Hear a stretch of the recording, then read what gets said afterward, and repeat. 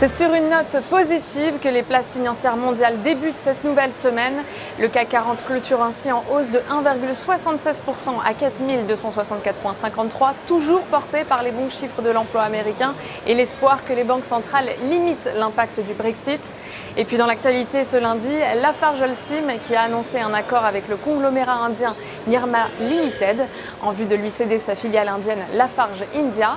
L'accord a été conclu sur la base d'une valeur d'entreprise de 1,27 milliard d'euros pour Lafarge India, une cession qui devra encore obtenir le feu vert des autorités de la concurrence. Et peu avant la clôture, le titre gagne 4,36% à 42 francs suisses 58, mais il recueille une opinion baissière de la part des analystes de l'Opsa. On poursuit avec Ipsos qui plonge en bourse aujourd'hui après l'annonce de son principal actionnaire LT Participation de la fin de discussions sur l'actionnariat du groupe français.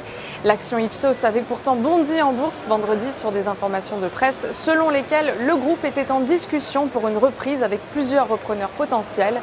Peu avant la clôture, le titre perd 9,38% à 26,28 €, ce qui lui vaut une opinion baissière de la part des analystes de l'Opsa. On passe maintenant à la recommandation du jour avec Facebook à la hausse. Le titre a rebondi sur son support à 108.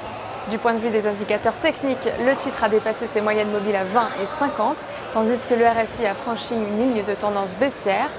Ainsi, tant que 108 € n'est pas cassé, il est conseillé d'attendre une poursuite de la progression vers les 125,50 € et 129,90 €.